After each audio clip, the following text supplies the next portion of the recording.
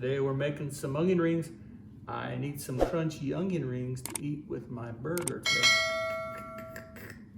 So I am taking the recipe provided by Josh Wiseman and I've modified it because I'm trying to reduce the calories, and I'm also going to air fry these onion rings instead of deep frying them like he did, because I don't want all the dang calories from the oil. Every time you deep fry something, it adds about 1 to 2 tablespoons of oil to your food, and it just makes it more unhealthy. And I'm trying to lose some weight. So let's take a look at the end product here.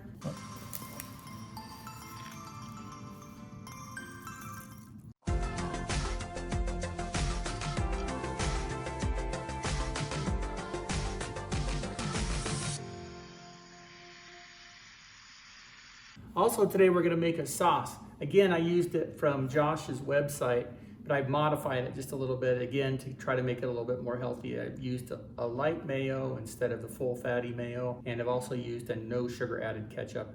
So I've changed it a little bit. So the macros for this will be listed here. So first we're going to make some onion ring sauce.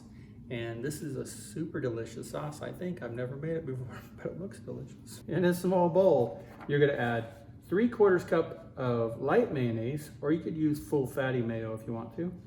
And then you're gonna use 1/3 cup of no sugar added ketchup, unless you wanna be fatty. And 1 tablespoon of Dijon mustard, 2 cloves of diced garlic, 1 teaspoon of MSG. The original recipe called for some dried mushrooms, but I'm not gonna use that because I'm not going to the store for that stuff.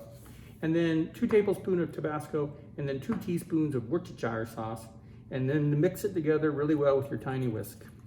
Okay, this is what it looks like when it's mixed. Okay, let's give it a taste. Let's see. That's nice. It's got a little tang to it. A little tangy because of the Tabasco sauce. That's a different sauce. Okay, after further deliberation, we decided that this was a little bit too tangy for us. So 2 things you can do. Either keep the Tabasco the way it is with the 2 tablespoons, or use 1 tablespoon. But what we did is that we added a tablespoon of Truvia to this to reduce some of the tang. So you're gonna have to fiddle with this a little bit. After you get this to your liking, put a cover over it and stick it in the fridge until you're ready to use it, so the flavors get to know each other and the sauce ancestors become happier. Okay, I gotta go to the store to get some stuff. See you in a minute. Okay, get yourself 3 onions. And I'm using yellow onions, but you could use white onions, you can sweet onions. Don't use those purple onions though, they're gonna be grody.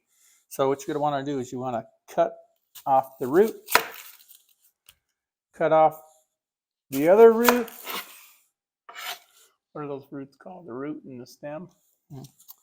Okay, and then what you want to do is give yourself a good inch or 3/4 of an inch size onion. So cut that puppy and then cut this one more time. Okay, good.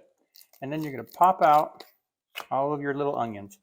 And the outside, obviously the skin, you're going to launch that. Okay, so 1 onion probably gets you about 10 to 15 onions, depending on how you cut that up. So cut your 2 to 3 onions and set it aside. Now also, if you see any of these onions that have this film on the inside, make sure that you take it out because the breading won't stick very well.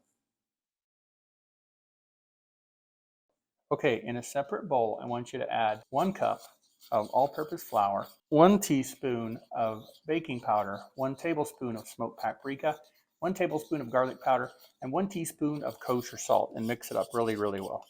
Now in a separate bowl, and it doesn't have to be this big bowl, you're going to add your 1 egg and 1 tablespoon of spicy brown mustard, and then 1.5 cups of milk. And I'm just using 2% milk, but you can use whole milk or whatever milk that you want.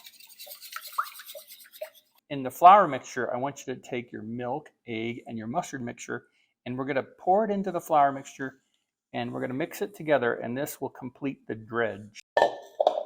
Mix it up with your tiny whisk. Okay, in another bowl, you're going to put 1/2 cup of flour. And what you're going to do is you're going to take your onion ring and then you're going to put it in the flour and you're going to kind of pre-bread it. Get it coated nicely. Shake off the excess. And it's possible you may need more flour at some point, but start with half a cup. Okay, and then you're going to put it in the dredge. Make sure it gets coated really, really well. Okay, let it drip off. And then put it in your Panko breadcrumbs and coat this little puppy really, really well. Okay, once that gets coated, go ahead and set it out on your rack to let your dredge soak into the Panko breadcrumbs. And then go ahead and finish the rest of your onion rings, and I'll show you what they look like after they're done. The recipe said that you only need 1.5 cups of this stuff, but I'll tell you, I used the whole freaking box so far. Set them on a rack, and this is what they look like before you put them in the air fryer.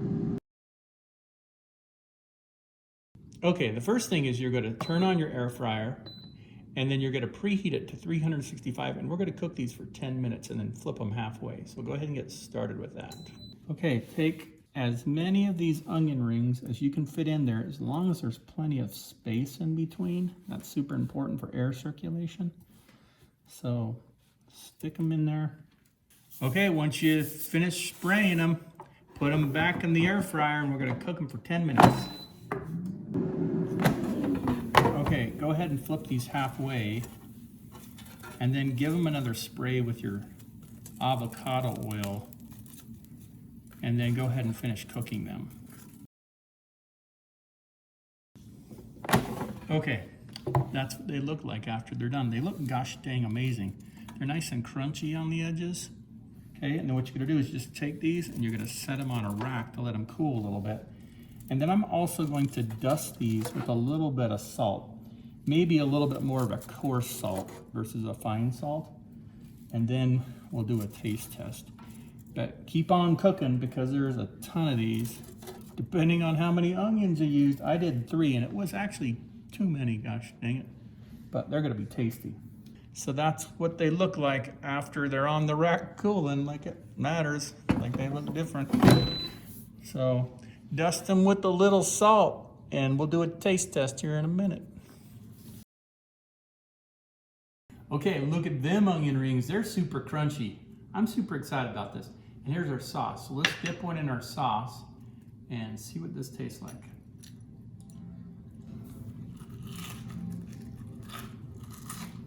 Oh, man.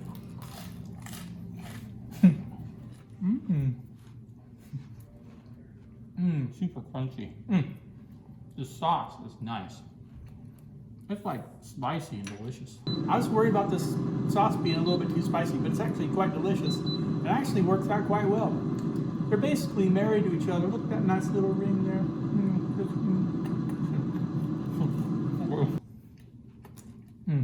You love these?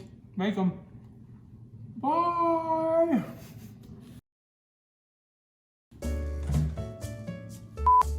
Hello, friends. Oh. Okay, in a small bowl. And I'll tell you that the recipe, gosh dang piece of garbage. Stop it. Okay, look at them onion rings. These are tasty. They turned out.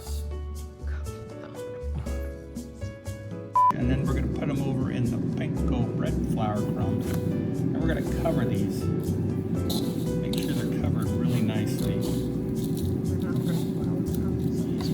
Cover them with Panko bread flour crumbs, my assistant. They're not flour. Cover them. Panko bread crumbs. Cover them with Panko breadcrumbs. Oh, mother puss fucking broke. My onion ring broke. Quiet on the set.